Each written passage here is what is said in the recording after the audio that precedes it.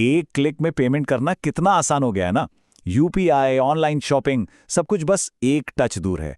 लेकिन क्या कभी सोचा है कि इस आसानी के साथ एक छिपा हुआ खतरा भी आता है? एक ऐसा खतरा जो सीधा हमारी फाइनेंशियल सिक्योरिटी पर हमला कर सकता है। 14 लाख, जी हाँ, ये कोई मामूली नंबर नहीं है। ये 2022 में भारत में रिपोर्ट किए गए साइबर सिक्योरिटी हमलों की संख्या है। और हर एक हमला मतलब किसी की मेहनत की कमाई, किसी का भरोसा और किसी के मन का चैन सब दांव पे लगा था। तो चलिए इस पूरी कहानी को थोड़ा आसान करके समझते हैं। सबसे पहले हम जानेंगे डिजिटल पेमेंट्स की असल समस्या क्या थी। फिर देखेंगे कि कैसे आरबीआई के एक सिंपल से आइडिया, जिसे टोकनाइजेशन कहते हैं, उसने पूरा खेल ही बदल दिया। इसके बाद हम पर्दे के पीछे के हीरोज यानी पेमेंट एग्रीगेटर्स की बात करेंगे और देखेंगे कि उनका बिजनेस मॉडल क्या है। और आखिर में एक बहुत ही दिलचस्प ट्रेंड को समझेंगे कि भारत के बड़े बड़े टेक स्टार्टअप्स अब घर वापसी क्यों कर रहे हैं। देखिए, हर सिक्के के दो पहलू होते हैं और सुविधा वाला सिक्का भी कुछ ऐसा ही है। जब भी हम ऑनलाइन कुछ खरीदते हैं तो हम जाने अनजाने में सुविधा के लिए अपनी थोड़ी सी सुरक्षा का सौदा कर लेते हैं। और ई कॉमर्स और यूपीआई के इस दौर में हमने फ्रॉड करने वालों के लिए एक बहुत बड़ा मैदान तैयार कर दिया था। जरा एक मिनट के लिए सोचिए, हम सब ने कितनी ऑनलाइन वेबसाइट्स या एप्स पर अपनी कार्ड की डिटेल सेव की होंगी? 10, 20? हर एक जगह एक डिजिटल तिजोरी की तरह है जिसमें हमारा कीमती फाइनेंशियल डेटा रखा है। अब सोचिए, अगर इनमें से सिर्फ एक भी तिजोरी टूट जाए, अचानक लाखों लोगों के असली कार्ड की डिटेल्स गलत हाथों में पड़ सकती थीं। ये किसी डिजिटल बुरे सपने से कम नहीं था। तो जब खतरा बढ़ने लगा तब मैदान में एक बड़े खिलाड़ी की एंट्री हुई, reserve bank of India. RBI ने फैसला किया कि इस डिजिटल दुनिया में अब नियम कानून लाने का वक्त आ गया है। उनका ये कदम बहुत साहसी था, निर्णायक था और हम सबकी सुरक्षा के लिए बेहद जरूरी भी था। ये एक बहुत बड़ा सवाल था। आखिर सुविधा को बनाए रखते हुए पेमेंट्स को सुरक्षित कैसे बनाया जाए? अगर मर्चेंट हमारी कार्ड डिटेल स्टोर नहीं कर सकते तो फिर वो आसान वन क्लिक पेमेंट कैसे होगा जो हम सबको पसंद है? इसका जवाब मिला एक शानदार टेक्नोलॉजी में, टोकनाइजेशन। टोकनाइजेशन को एक तरह का डिजिटल कोड समझिए। हमारा असली कार्ड नंबर एक मास्टर चाबी जैसा है। अगर वो खो गई तो बड़ी मुश्किल हो सकती है।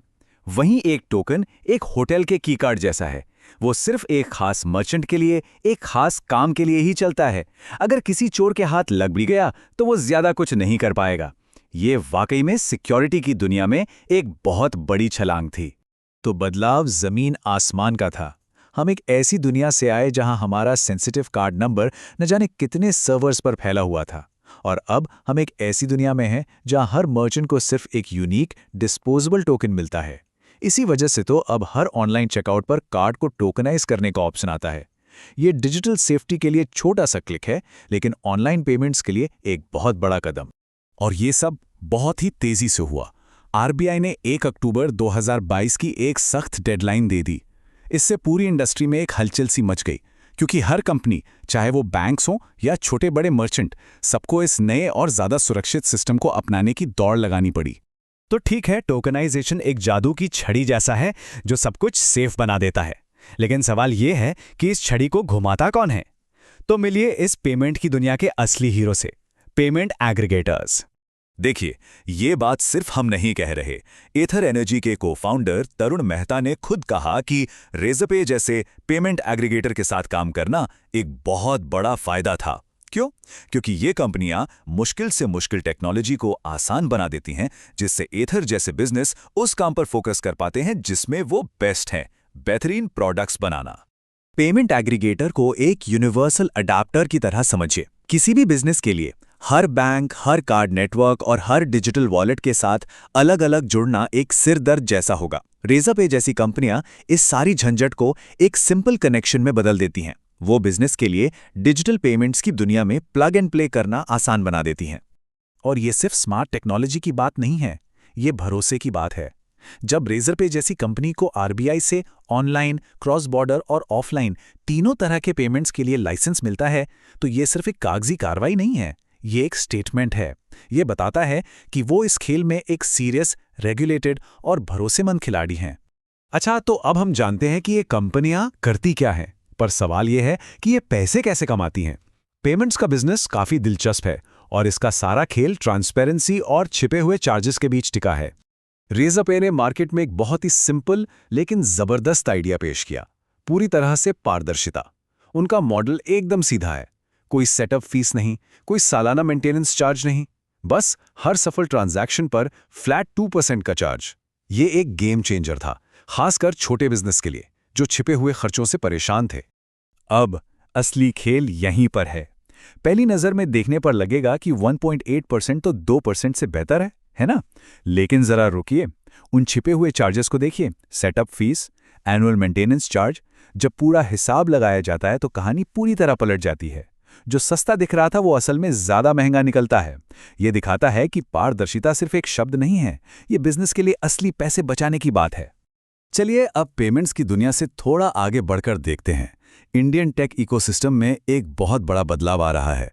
ये कहानी है कि कैसे भारत के सबसे सफल स्टार्टअप्स अपनी जड़ों की ओर लौट रहे हैं, और रेजरपे इस ट्रेंड का एक शानदार उदाहरण है। इसे रिवर्स फ्लिप या आसान भाषा में देश वापसी कहते हैं। इसमें होता यह है कि एक इंडियन स्टार्टअप जिसने पहले टैक्स या फंडिंग के लिए अपना हेडक्वार्टर्स विदेश में बनाया था, अब वापस भारत आ रहा है। ये सिर्फ एक कॉरपोरेट फेरबदल नहीं है, ये एक बहुत बड़ा संकेत है कि भारत का टेक इकोसिस्टम अब मैच्योर हो चुका है। और हम यहाँ किसी छोटे-मोटे स्टार्टअप की बात नहीं कर रहे हैं। 2021 में रेजरपे की वैल्यूएशन $7.2 बिलियन थी। ये एक टेक जायंट है, और जब इतनी बड़ी कंपनी घर वापस आने का फैसला करती है तो पूरी दुनिया का ध्यान इस पर जाता है। लेकिन ये घर वापसी सस्ती नहीं थी। रेजरपे ने इस कदम के लिए भारत सरकार को टैक्स के रूप में 1,245 करोड़ रुपए का भारी भुगतान किया। ये एक बहुत बड़ी रकम है जो इस कदम के प्रति उनके कमिटमेंट और भारतीय अर्थव्यवस्था में उनके विश्वास को दर्शाती है। तो इसके पीछे की असली कहानी क्या है? ये सिर्फ टैक्स की बात नहीं है, ये भविष्य की बात है। ये कंपनियां भारत की ग्रोथ, यहाँ की स्थिर होती रेगुलेशंस और यहाँ के बढ़ते कैपिटल मार्केट्स पर एक बड़ा दाव लगा रही हैं। वो सिर्फ घर नहीं आ रहे, वो उस देश में इन्वेस्ट कर रहे हैं जहाँ से उनकी शुरुआत हुई। उनकी नज़र इंडियन स्टॉक मार्केट पर लिस्ट होने और देश की अगली ग्रोथ वेव का हिस्सा बनने पर है। तो ये सब हमें एक आखिरी लेकिन बहुत ही रोमांचक सवाल पर लाता है। जैसे जैसे भारत के टेक दिग्गज अपनी जड़ों की ओर लौट रहे हैं और उनके इरादे ग्लोबल हैं, क्या हम एक नई टेक सुपर पावर को जन्म लेते देख रहे हैं? क्या दुनिया की अगली सिलिकॉन वैली कैलिफोर्निया में नहीं बल्कि बैंगलोर में बन रही है? ये एक ऐसा आइडिया है जो दुनिया को बदल सकता है।